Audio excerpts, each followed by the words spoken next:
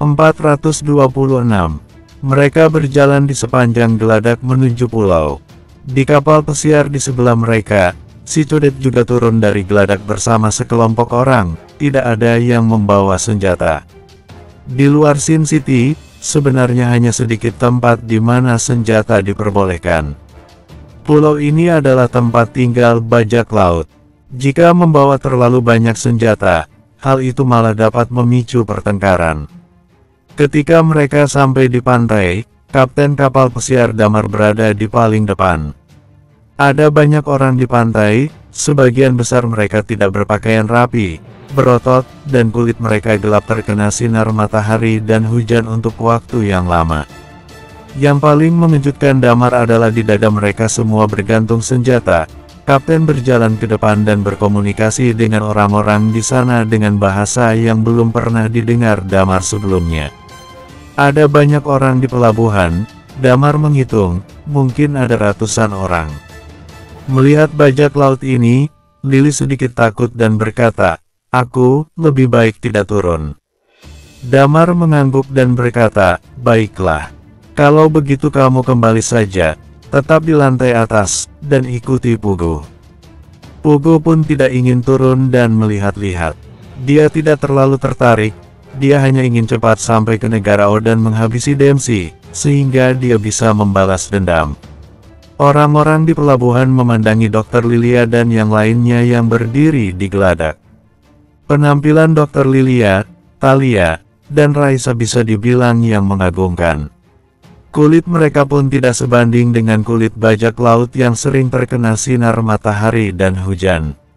Banyak orang bahkan langsung bersiul. Raisa melihat orang-orang yang memperlakukannya seperti itu langsung berpikir, di Sin City, tidak ada yang berani mencari gara-gara dengannya sedikitpun. Dia bertanya dengan nada dingin, "Bisakah aku membunuh orang-orang ini?" Chris dan yang lainnya terkejut, meskipun orang-orang ini membawa senjata, kebanyakan dari mereka adalah orang biasa, jadi bukanlah lawan Raisa. Jika sampai keributan terjadi saat mereka ada di sini, tidak mudah bagi mereka untuk pergi. Lagi pula mereka tidak ingin terlalu lama di sini, mereka hanya ingin menambah suplai makanan dan turun sebentar melihat-lihat. Chris dengan cepat berkata, "Raisa, ini salahmu. Mereka bersiul padamu. Ini adalah bukti bahwa kamu cantik. Di luar, gadis-gadis cantik sering dilecehkan oleh orang-orang, diminta WhatsApp-nya dan lain-lain. Jika kamu masih seperti ini, kedepannya tidakkah kamu akan membunuh ratusan orang setiap hari?" Apa yang dia katakan tidak salah, wanita manapun yang mendengarnya akan senang. Tapi siulan itu benar-benar membuat Raisa kesal. "Kurasa sebelum melakukan sesuatu pada mereka aku harus menghajarmu lebih dulu," ucap Raisa dengan wajah pucat. Melihat itu, Damar pun ikut tersenyum. Dalam beberapa hari terakhir, dia dapat melihat bahwa Raisa berusaha aktif bergabung ke dalam tim mereka, tetapi Pugu masih sedikit berbicara. Mereka menunggu di sana, lalu segera kapten datang dan berkata, "Mereka setuju, ayo turun." Damar mengangguk, dan kelompok itu berjalan ke pulau. Setelah menjejakkan kakinya di tanah, Chris menyipitkan mata dan berkata, "Ah, nyaman." Beberapa pria buru-buru berkumpul di sekitar Dr. Lilia, Raisa, Talia, dan Sally, dan berbicara menggunakan bahasa mereka dengan cerewet. Salah satunya berani menyentuh Sally. Dikelilingi oleh beberapa orang, gadis-gadis itu merasa tidak nyaman. Mata Sally tiba-tiba menjadi dingin ketika dia melihat seseorang menyentuhnya. Dia meraih tangan di belakangnya, kemudian orang itu berlutut ke tanah sambil berteriak, "Bla bla bla." Melihat tangan Sally bertindak, jeritan itu membuat Damar teringat pada sekelompok perompak yang penuh darah, dan beberapa orang lainnya langsung mengangkat senjata di tangan mereka. Damar mengerutkan kening. Dia tidak ingin menimbulkan masalah, tetapi dia tidak tahan dengan hal ini dan mengambil inisiatif untuk membantu mereka. Dia memandang seseorang yang bertanggung jawab atas pelabuhan dengan mata dingin. Orang ini gelap dan terlihat sangat kuat. Dia tidak menghentikannya, tetapi menyaksikan adegan ini dengan penuh minat. Matanya juga bola-balik menatap Dr. Lilia dan yang lainnya.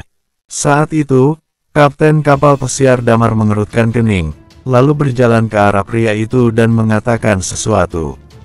Setelah orang itu mendengarnya, dia mengerutkan kening, kemudian bergegas ke kerumunan dan berteriak. Kemudian sekelompok orang di sekitar Damar mundur dengan enggan. "Apa yang kamu katakan padanya?" Damar bertanya dengan penasaran. "Aku mengatakan kepada mereka bahwa jika mereka melakukan ini lagi, kita tidak akan membelinya di sini, dan pergi ke pulau berikutnya." Kapten berkata, "Demi uang, dia masih bisa bekerja sama. Uang sangat berarti di dunia nyata. Mereka bisa membeli senjata, membeli makanan." Sekelompok bajingan ini saling mendengus dingin, dan melemparkan pria itu ke tanah. Pada saat ini, kapten kapal Damar berkata, "Semuanya, ikutlah denganku." Mereka mengikuti pria kulit hitam itu, ditambah orang-orang dari si Codet, mungkin lebih dari 100 orang, langsung melewati kerumunan di pelabuhan, berjalan masuk. Setelah berjalan beberapa saat, Talia tiba-tiba menepuk bahu Damar dan berkata, "Lihat ke sana." Damar melihat ke arah yang ditunjuk Talia, kemudian sedikit terkejut. Di sana ada kapal pesiar mewah yang mereka lihat pada saat digeladak kapal pesiar. Ada orang-orang yang memegang senjata dan mengenakan kostum bajak laut bola-balik di atasnya. Ini, Damar mengerutkan kening, mungkinkah kapal pesiar ini dibajak perompak? Sulit mengatakannya. Chris di sebelahnya berkata, "Tetapi jika benar dibajak, kupikir kita perlu mengambil tindakan." Damar mengangguk. Meskipun mereka bukan Night Watcher sekarang, jika mereka benar-benar ditawan, mereka tidak akan diam saja. "Coba kita lihat, mungkin juga mereka berurusan dengan orang-orang di sini, dan kapal pesiar itu hanya penutup," kata Dewan. Sementara mereka berbicara, mereka melewati tengah kota. Jalan-jalan di dalamnya semuanya dari tanah, bangunan di kedua sisinya sangat sederhana, hanya untuk tempat tinggal. Penampilan Damar dan yang lainnya tampak sedikit berbeda. Di perjalanan itu banyak orang memandang Damar dan yang lainnya dengan rasa ingin tahu. Damar memperhatikan orang-orang di sini, terutama para pria. Mereka semua sepertinya kejam, hal semacam ini hanya bisa dilatih di medan perang. Dia tidak tahan, berjalan ke depan dan bertanya kepada kapten, apakah mereka hanya bajak laut biasa. Kapten kapal ini adalah orang Asia Timur. Kevin, sang kapten kapal, menggelengkan kepalanya dan berkata ketika mendengar kata-kata Damar, "Aku tidak tahu banyak, dan biasanya aku jarang datang ke pulau ini untuk suplai makanan." Damar mengangguk dan berkata, "Kemana kita akan pergi sekarang?" "Pergi bicara dengan bos mereka." Kevin berkata, "Apakah kartu bankmu sudah siap?" Damar mengangguk dan berkata, "Ya, sudah siap." Sambil bicara, akhirnya mereka sampai di bagian tinggi kota ini. Rumah-rumah di sana jauh lebih bagus daripada yang ada di bawah, sedikit seperti villa besar dengan pemandangan laut. Ketika Damar mendekat, ada juga beberapa orang di dekat pintu, telanjang dan memegang senjata, duduk di ambang pintu sambil merokok. Di Manor, beberapa orang berdiri berkelompok 2-3 orang dan bahkan lebih banyak. Mereka masing-masing sibuk sendiri. Ketika melihat Damar dan yang lainnya masuk, terlihat ketertarikan di wajah mereka. Setelah melewati banyak koridor, mereka berjalan ke aula yang didekorasi dengan indah. Ini benar-benar berbeda dari tempat compang camping di luar. Di dalam ada lebih sedikit orang dan jauh lebih tenang. "Brengsek, bajak laut ini tahu caranya menikmati hidup." Chris melihat sekeliling. "Apa yang kamu lihat?" tanya Dewan. "Coba kita lihat apakah Nyonya Persian cantik," kata Chris sambil tersenyum. Pada saat ini, mereka berbelok ke sisi lain aula, melihat pemandangan di dalam. Bibir Damar tidak tahan untuk tidak sedikit tersenyum. Bersambung 427. Di sisi aula itu, ada meja, yang terlihat seperti aula konferensi. Di seberang meja, ada sofa dengan kulit harimau. Di atas sofa, Seorang pria kulit putih duduk di atasnya. Dia mengenakan seragam khusus seperti seragam tentara. Di depannya, ada beberapa senjata api dan kakinya ada di atas meja. Di seberangnya, ada beberapa pria berjas dan bersepatu kulit, semua warna kulit pun ada. Buset, orang-orang ini kaya. Chris menjerit kaget, jam tangan dan setelannya semua dari merek terkenal. Dia kenal betul merek-merek ini. Pria kulit putih yang sedang duduk di sana, tampak marah ketika dia mendengar kata-kata Chris. Lalu ia pun berteriak ke Damar. "Apa yang kamu katakan? Bahasa apa yang kamu gunakan? Siapa yang mengerti?" kata Chris diam-diam. Saat itu juga, Kevin berkata, "Bos, mereka menyuruhmu untuk diam." Chris mengangkat alisnya, dan baru saja akan mengatakan sesuatu tapi Damar menahannya. Dia mendengus dingin, lalu pria yang membawa Damar berlari ke bosnya dan berbisik di telinganya. Bos itu memandang Damar dengan penuh ketertarikan, lalu mengucapkan beberapa patah kata kepada orang di sebelahnya. Beberapa orang datang dengan senjata dan menyapa orang-orang yang duduk di depannya. Orang-orang di depannya itu langsung bangkit berdiri, dan dengan tampak tertekan berjalan ke arah berlawanan. Pada saat itu juga, bos itu tersenyum tipis memandang Damar, dan berbicara. Yang mengejutkan Damar adalah kali ini, bos itu berbicara dalam bahasa Inggris, mengambil pistol di atas meja, memainkannya, dan berkata, "Kamu di sini untuk membeli barang. Mau beli apa? Ku beritahu ya, hargaku di sini jauh lebih tinggi daripada di luar." Ekspresi Damar berubah, lalu menatap kapten.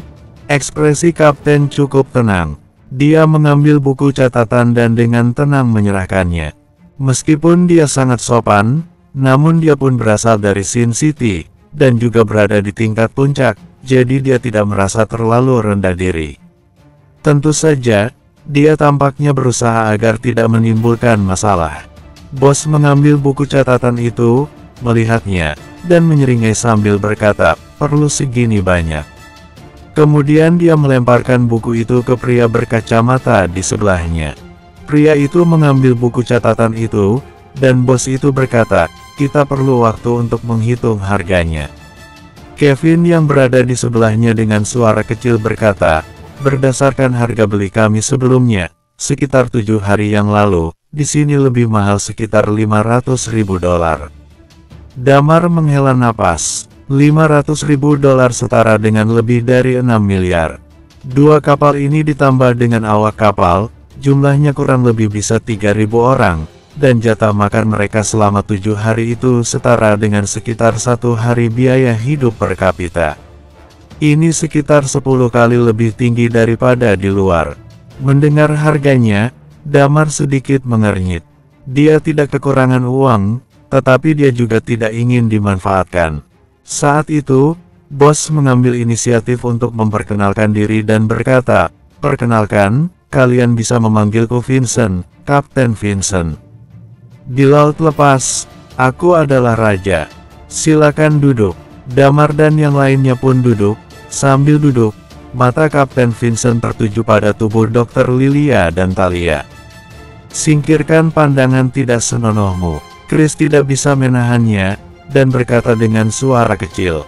Vincent mengangkat alisnya, tetapi kemudian dia tertawa dan berkata, "Ini salahku, terutama karena aku jarang melihat gadis cantik seperti itu di pulau kita, jadi aku tidak tahan untuk tidak melihatnya." "Lebih baik begitu," kata Damar enteng, lalu duduk di kursi, menunggu hasilnya. Setelah sekitar 10 menit, pria berkacamata itu kembali. Setelah mengucapkan sepatah kata di telinga Vincent, Vincent samar-samar berbicara kepada Damar dan mereka mengulurkan 5 jari dan berkata, $500.000. Damar mengerutkan kening dan Kevin berkata, "Baik, gesek kartumu." Dia sepertinya tidak ingin terlalu banyak berurusan dengan para perompak di pulau ini. Damar sedikit tidak senang, tetapi setelah Kevin mengatakannya, dia tidak banyak bicara dan meminta Talia untuk mengeluarkan kartu. "Ih." Vincent melihat kartu bank yang diambil Talia, sudut mulutnya sedikit terangkat, kartu berlian Bank Royal, sepertinya asal-usul kalian misterius. Bajak laut ini ternyata tahu mengenai Bank Royal. Meskipun dia berkata begitu, dia masih menggesekkan kartu untuk bayar, lalu berkata, beres, sebelum kamu pergi untuk memindahkan suplai, bolehkah aku bertanya padamu? Kedua kapal pesiar kalian dari mana asalnya dan mau kemana? Kevin mengerutkan kening dan berkata, sepertinya tidak ada hubungannya denganmu, kami hanya bertransaksi dagang. Damar memandang Vincent dan bertanya, kebetulan sekali, Kapten Vincent, aku juga punya pertanyaan. Kapal pesiar di pelabuhan itu, aku melihat orang-orangmu berdiri di atasnya dengan senjata. Apa mereka di sini untuk membeli suplai atau apakah mereka ditawan olehmu?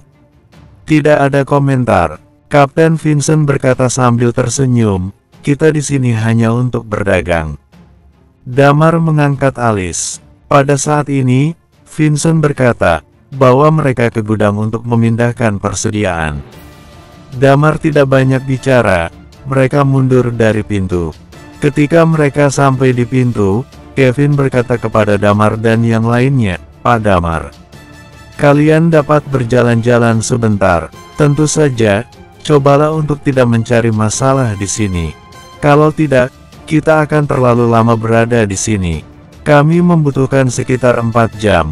Kalian bisa datang ke pelabuhan untuk berkumpul. Damar mengangguk. Si Codet dan Kevin memerintahkan orang-orang The Next mengikuti para perompak menuju gudang. Sedangkan Damar dan yang lainnya pergi ke arah lain. Bos, bagaimana menurutmu? Dilihat dari situasi sekarang, orang-orang itu jelas orang-orang dari kapal pesiar. Orang-orang kaya, dan hampir pasti mereka ditawan, kata Dewan. Mengapa tidak kita bereskan saja, mereka hanya raja di kepulauan ini. Kita punya hampir 3.000 orang, dan mudah sekali untuk menyelesaikan mereka. Jangan tergesa-gesa. Damar menyentuh hidungnya dan berkata, apakah menurutmu, mereka akan membiarkan kita mengambil persediaan dengan tenang? Pada saat yang sama, di aula itu, setelah Damar dan yang lainnya pergi, beberapa orang berjalan ke aula.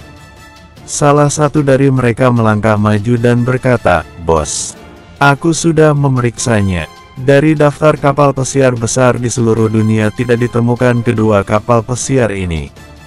Kemungkinan mereka adalah kapal pesiar baru dari pengusaha kaya, dan baru pertama kali berlayar. Siapa yang ada di kapal, dan apa senjatanya? Tanya Vincent lagi. Menurut pengamatan kami, total ada sekitar 2 hingga 3.000 orang. Untuk senjata, tidak banyak ditemukan, tetapi kapal itu tampak seperti mengadakan pesta. Mungkin semacam vintage party. Banyak dari mereka yang memakai senjata, kata orang itu. Kapten Vincent mencibir, vintage party. Orang-orang kaya ini benar-benar membosankan. Cari cara untuk menguasai mereka. Semua wanitanya jadikan satu. Selain itu, 3 wanita barusan yang sangat cantik. Malam ini, aku minta kalian mengirimnya ke kamarku. Bos, bisakah aku menjadi yang kedua? Kata pria lain dengan penuh semangat. Pergi, aku ingin menikmati ketiga wanita ini sendirian kali ini. Vincent berkata dengan mata berbinar, pergilah dan kerjakan untukku. Baik, beberapa orang mulai pergi. Vincent menjilat bibirnya dan berkata, wanita secantik itu, ternyata bisa kudapatkan hari ini, sepertinya keberuntunganku sangat bagus. Bersambung 428. Di sisi lain, Damar sedang berjalan di jalan setapak tak beraspal. Memperhatikan aktivitas penduduk setempat. Entah mengapa, di daerah ini matahari terlihat jauh lebih besar ketimbang di Sin City. Hal ini membuat banyak perempuan sekitar yang menutup kepala mereka menggunakan kain turban. Walaupun sudah menutup area kulit mereka dari sengatan matahari, kulit penduduk sekitar juga terlihat dalam kondisi yang cukup buruk. Mereka memandang Damar dengan ekspresi penasaran. Seolah manusia seperti Damar adalah makhluk hidup yang baru pertama kali mereka lihat. Terlebih lagi tatapan mereka yang terlihat seperti hendak memangsa buruan, sangat aneh. Tolong, tolong, tolong. Tiba-tiba, terdengar suara teriakan minta tolong yang mencuri perhatian Damar. Beberapa orang melihat ke arah sumber suara dan mendapati seorang perempuan mengenakan rok bermotif bunga-bunga yang khas digunakan saat mengunjungi pantai sedang berlari dari ujung jalan. Rok perempuan ini sedikit robek di bagian bawahnya, memperlihatkan pahanya yang kotor terkena pasir pantai. Rambut perempuan itu berwarna merah, sedikit basah di bagian ujungnya dan ada lumpur yang menempel di sana. Seluruh kondisi perempuan ini tampak kacau. Ada beberapa luka yang tampak dari bagian tubuhnya. Perempuan ini tidak memakai alas kaki. Ada bekas darah yang mulai mengering di pakaiannya. Perempuan itu berlari dengan panik sambil berteriak minta tolong tanpa henti. Banyak orang yang melihat dari balik rumah mereka masing-masing, di kedua sisi jalan. Tapi Damar melihat tidak ada satupun dari mereka yang mencoba untuk keluar dari rumah ataupun menolong perempuan itu. Mereka hanya sibuk melihat, seolah-olah sedang menonton pertunjukan monyet dadakan. Hal yang paling membuat Damar terheran-heran adalah ada beberapa dari mereka yang sesekali bersiul dan menggoda dengan nakal. Terlihat sekali kalau kejadian seperti ini tidak terjadi satu atau dua kali saja. Di belakang perempuan itu, hampir selusin pria berjalan sambil membawa senjata. Kalau secara logika, mereka bisa saja mengejar perempuan yang berlari lemah itu. Tapi para pria itu seolah-olah seperti kucing yang menikmati tangkapannya sedang terpojok. Mereka tertawa sambil melihat perempuan itu. Perempuan itu terlihat putus asa. Damar mengerutkan alisnya melihat hal yang gila ini. Ini adalah sarang bajak laut. Meskipun perempuan itu tampak berantakan, tapi wajah cantiknya tak dapat ditutupi dengan tampilannya yang kacau. Saat dia berlari mencari bantuan dan mendengar gelak tawa para pria di belakangnya, perempuan itu berusaha sekuat tenaga berlari lebih cepat dengan wajah panik serta putus asa. Akhirnya, perempuan itu melihat Damar dan yang lainnya. Saat dia melihat pakaian yang dipakai Damar tidak seperti penduduk setempat maupun komplotan pria di belakang, perempuan itu merasa sedang menuju cahaya terang. Dengan menambah kekuatan lagi, perempuan itu berlari secepat mungkin menuju ke tempat Damar dan yang lainnya berdiri. Damar dan yang lainnya masih berdiri di sana, dan perempuan itu semakin mendekat. Dia berlari sampai lupa untuk mengerem dan berakhir dengan menabrak Damar. Damar dengan sigap menangkap perempuan itu. Masih di dalam dekapan Damar, perempuan itu mendongak sambil memohon, "Tolong, selamatkan aku. Kalau kamu menyelamatkan aku akan memberi imbalan apapun. Apapun yang kamu inginkan, uang sebanyak apapun akan aku berikan. Jadi, tolonglah aku." Setelah mendengar permintaan perempuan itu, Damar terdiam. Sally yang ada di sebelah Damar segera memapa perempuan itu ke belakang Damar. Chris dan Talia maju satu langkah dan membuat barisan seolah menutup perempuan itu. Lilia sudah duduk dan mulai memeriksa kondisi perempuan itu dibantu oleh Sally. Beberapa bagian tubuhnya terluka, tapi jelas dia mengalami trauma yang tidak biasa, kata Lilia. Damar menghela napas. Dia berdiri memunggungi perempuan itu dan melihat sekelompok orang yang berjalan mendekati mereka dan masih memegang senjata. "Bagaimana kamu bisa sampai datang ke pulau ini?" tanya Damar. "Aku sedang liburan. Aku naik kapal Sunsin dari negara O. Mereka bilang kalau kapal itu akan mengadakan tur keliling dunia selama seminggu lalu kembali ke titik penjemputan. Tapi di jalan ada bajak laut dan mereka mengambil alih kapal dan membawa kami. Semua perempuan telah ditangkap di pulau ini dan beberapa keadaan para perempuan sudah lemah. Aku kabur saat mereka tidak memperhatikanku." Perempuan itu tiba-tiba menangis. "Apa kamu bisa menyelamatkanku? Tolong, selama kamu bisa membawa aku pergi dari pulau ini aku akan memberimu apapun. Aku punya uang. Keluargaku punya banyak uang," kata perempuan itu berusaha meyakinkan Damar. "Tenang, Tidak ada yang bisa menyentuhmu mulai sekarang, kata Chris sambil tersenyum pada perempuan itu. Pada saat ini, selusin orang sudah berhenti di depan Damar. Mereka melihat Damar dan yang lainnya berdiri mengelilingi perempuan itu. Mereka mengerutkan kening dan mencibir. Entah apa yang mereka bicarakan. Apa kalian sedang membicarakan kami? Kata Chris. Karena kalian sudah menyabotase kapal Sun Sin, maka kami akan bertindak. Kedua belah pihak berbicara dengan bahasa yang mereka tidak pahami satu sama lain. Sekelompok orang ini membaca gerak-gerik Damar dan yang lainnya. Mereka terlihat tidak ingin menyerahkan perempuan itu. Melihat hal ini, sekelompok orang itu mengangkat senjata dan mengarahkan senjata itu ke depan Damar dan yang lainnya. Siapa yang kalian takuti dengan benda itu? Bodoh, kata Chris sambil berteriak. Jangan bicara omong kosong dengan mereka. Langsung bertindak saja, kata Talia sambil memasang kuda-kuda. Orang-orang ini sudah melakukan kejahatan. Seperti yang dikatakan perempuan ini, banyak perempuan yang sudah mereka bawa ke pulau ini. Aku ingin tahu bagaimana kondisi mereka, jadi kita sebaiknya bertindak cepat. Damar mengangguk. Dor, pada saat ini, orang dari pihak musuh berteriak.